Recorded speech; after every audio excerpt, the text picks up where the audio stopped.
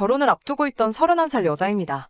대학생활 중 교수님의 추천 덕분에 조건이 괜찮은 회사에서 좋은 조건으로 남들보다 일찍부터 일을 시작할 수 있었습니다. 일이 바쁘다 보니 돈 쓸 시간도 없어 통장에 돈이 차곡차곡 쌓이더라고요. 하루하루 일에 지치고 피곤했지만 매일같이 불어나는 돈을 보면서 힘든 것도 있고 열심히 살았습니다. 그렇게 모으던 돈이 어느 정도 시간이 지나니 상당한 목돈이 되더라고요. 약간 모자라던 돈은 어머니가 도와주시게 되면서 제 명의로 아파트를 하나 구입하게 되었습니다. 살기 위해 마련한 집은 아니었습니다. 재개발 호재가 있다는 정보를 입수해서 어머니와 상의 끝에 투자식으로 사놓은 집이었어요. 저는 여전히 회사 근처에 있는 월세방에서 출퇴근을 하고 있고 제가 산 집은 사실 회사에서도 거리가 상당히 먼 편이기 때문에 애초에 거주 목적으로 구매한 집은 아니었습니다. 집을 산 지도 아직 몇 년이나 지났는데 호재만 그대로 있고 재개발은 되지 않았습니다. 대신 집값이 엄청나게 많이 올라 있는 상태예요. 제가 샀을 때와 비교해서 벌써 2억 5천이나 상승해버렸습니다. 결혼을 앞두고 있던 남자친구한테는 제가 아파트를 가지고 있다는 사실을 숨겼어요. 앞으로 어떻게 될지도 모르는데 제가 가진 재산들을 벌써부터 오픈할 필요가 없다고 생각했거든요. 이기적이라고 보실 수도 있겠지만 요즘 안 그래도 결혼 조건 때문에 말이 많다 보니 저도 조심하게 되더라고요. 다행스럽게도 남자친구는 제가 가진 것은 아무것도 보지 않고 오직 저라는 사람 하나만 보고 저에게 청혼을 해왔습니다. 저는 기쁘게 남자친구의 청혼을 받아들였고 남자친구가 결혼 준비를 위해 모아놓은 조건들을 먼저 제게 오픈하고 나서 저도 제가 아파트를 보유하고 있다는 사실을 알려줬습니다. 오히려 남자친구는 제가 제 명의로 아파트를 하나 보유하고 있다는 사실에 부담스러워했어요. 신혼집은 예비시댁에서 해주기로 했는데 그 아파트를 예비신랑의 명의로 해놓는 대신에 제 소유의 아파트도 똑같이 공동명의로 하지 않고 그대로 제 명의로 남겨두기로 했습니다. 제 명의의 아파트는 제 직장에서도 남자친구 직장에서도 거리가 상당히 되는지라 거기서 살면서 출퇴근하기에는 무리가 있었고 재개발을 앞두고 있는 구축 아파트인지라 주차장도 협소해서 두 사람 앞으로 자가용을 한 대씩 사는 것보다 차라리 새 신혼집을 구하는 게 오히려 경제적이겠더라고요. 그렇게 이런저런 조건들을 조율해가며 저도 꽃피는 5월에 신부가 되기만을 기다리고 있었습니다. 남편에게는 누나가 한 명 있습니다. 저한테는 신우가 될 사람이고 남편과는 1살, 저와는 3살이 차이가 납니다. 예비 신우는 저와 남자친구가 연애를 하던 중에 결혼을 하게 되었고 남자친구와 결혼식도 같이 다녀왔었습니다. 그때는 남자친구가 저에게 청혼하기 전이었어요. 예비 신우가 결혼할 때까지는 전혀 모르는 사이였는데 결혼식 이후로 몇 번 만나게 되면서 신우와 자주 시간을 보내게 되었습니다. 성격이 서글서글하고 친근하니 굉장히 좋더라고요.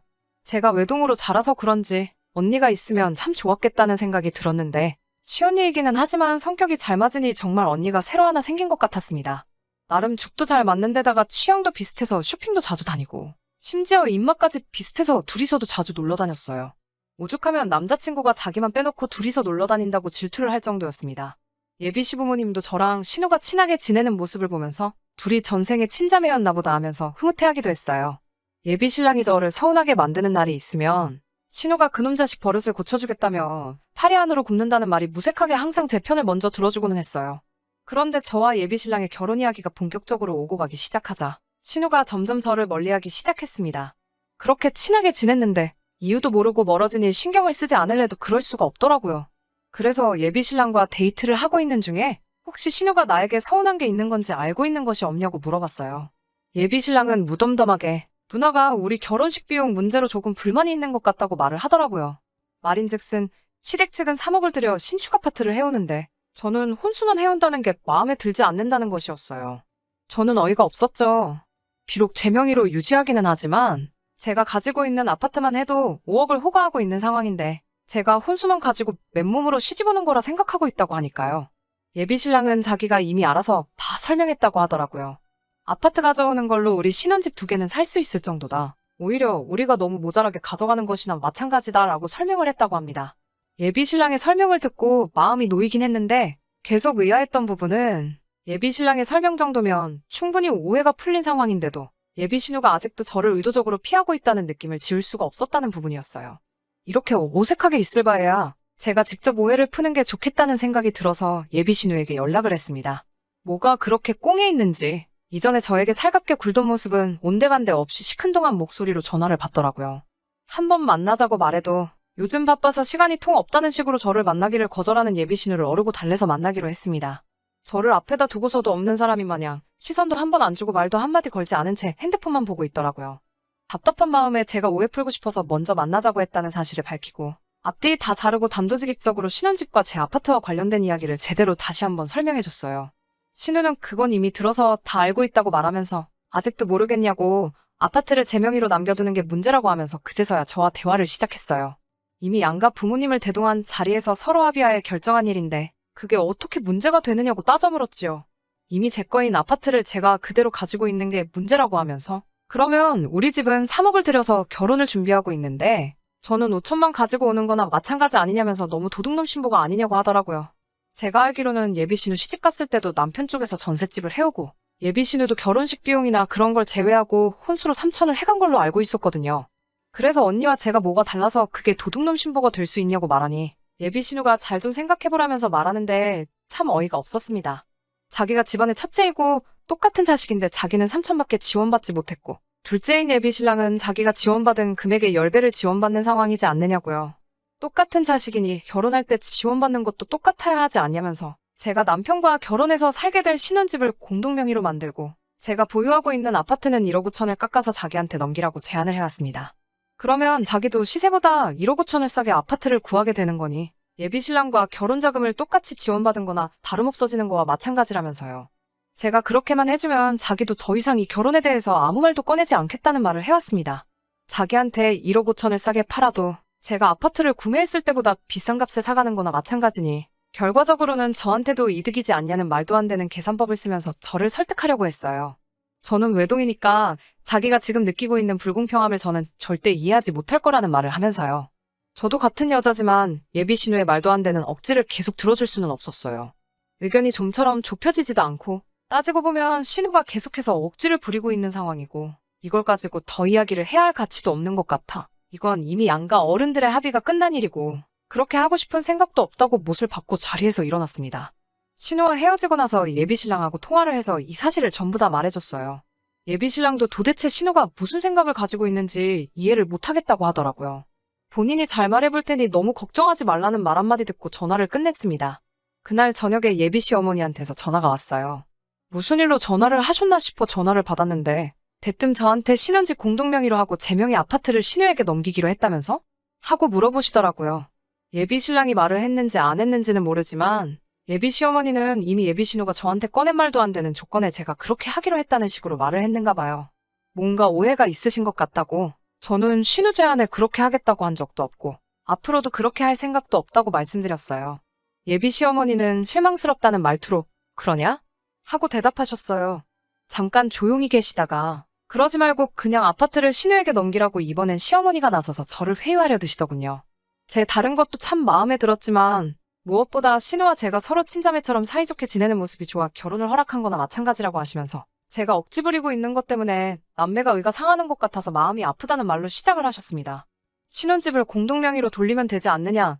그렇게 되면 너도 따지고 보면 손해보는 거 하나도 없는 거고 요즘 경기에 집도 잘 안 나가는데 산다는 사람 있을 때 후딱 넘겨버리는 게 돈 버는 거다. 아파트 판돈을 내놓으라는 것도 아니고 팔고 난 돈은 전부 네 거 하면 되는 건데 가족끼리 뭐가 아쉬워서 그걸 가지고 치사하게 굴고 그러냐고요.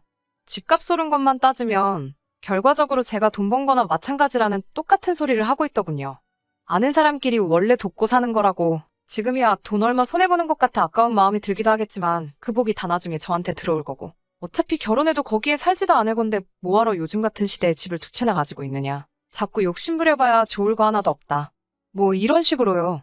제가 아파트를 살 때 저희 집에서 일부 도와준 부분이 있기는 하지만 이미 예비신랑을 만나기 전부터 제 소유였던 아파트이기도 했고 아직 재개발도 시작되지 않아 아직도 투자 가치가 충분히 있는 아파트인데 신우에게는 물론 그 누구에게도 헐값에 넘길 생각도 없고 꼭 그래야만 한다면 그냥 이 결혼은 없던 걸로 하겠습니다. 죄송합니다. 하고 전화를 끊었어요. 답답해서 창문에다 대고 소리라도 지르고 싶은 심정인데 한술 더 떠서 예비신랑에게 조금 섭섭하다는 문자를 받았습니다. 대체 뭐가 그렇게 섭섭하길래 나한테 그러는 거냐고 전화를 걸었어요. 예비신랑은 누나도 어머니도 저를 다 이미 한 가족이라고 생각해서 그러는 건데 어떻게 단호하게 그럴 수 있느냐. 자기와 좀 더 상의하고 정해도 늦은 게 아니지 않았느냐고요. 믿었던 예비신랑까지 저러고 있으니 정말 억장이 무너지더라고요. 어머니도 저를 너무 계산적인 사람이라고 하고 신우까지 가세해서 그런 사람인 줄 몰랐는데 완전 사람 잘못 봤다고 하고 있으니 자기가 나서서 해결하려고 해도 어쩔 도리가 없다고 합니다. 그래서 저도 열이 받아서 예비신랑에게 그냥 결혼하지 말자고 했어요. 결혼했다가는 나를 완전 봉으로 보는 시가족들 등살에 제 성격까지 버릴 것 같아 더는 못하겠다고 말했습니다. 아직 저희 부모님께는 말씀드리지 않았는데 제 아파트를 예비시댁에서 포기한다고 하더라도 저는 더 이상 결혼하고 싶은 마음은 없습니다. 저는 이미 마음 굳혔거든요. 예비 시부모님부터 신우의 남자친구까지 며칠째 계속 저한테 전화를 하고 있는데 한 통도 받지 않았습니다. 그 아파트 제 명의로 평생 가지고 있을 생각도 없습니다. 남편 될 사람한테 저도 확신이 섰을 때 그때 가서 공동 명의로 바꾸던지 처분해서 공동의 재산으로 만들던지 할 생각이었어요. 그 부분은 이미 예비신랑 쪽에서 신혼집을 해오고 각자의 명의로 하자고 할 때도 확실히 밝힌 부분이고요. 제가 예비신랑 가족들 말 맞다나 계산적이고 나쁜 사람인 건가요? 집 하나 가지고 있는 게 유세라고 의수됐던 걸까요? 아파트를 사지 않고 그걸 그냥 현금으로 가지고 있었다면 이런 일이 일어나지도 않았던 걸지. 아파트를 가지고 있던 사실이 원망스럽기도 하고 한편으로는 그래도 짧은 기간 동안 저를 친자매처럼 대해줬던 신우가 이 결혼을 파토나게 해줬으니 신우에게 감사해야 할 일인 건지 도무지 갈피가 잡히지를 않네요. 제 사연은 여기서 그만 끝내도록 하겠습니다. 목에 칼이 들어와도 파혼할 생각이니 그 부분에서는 걱정해주지 않으셔도 될 것 같아요. 아직도 제가 욕심부려 잘못한 건지 잘한 건지 도무지 모르겠어서 답답한 마음에 사연 보내보았습니다.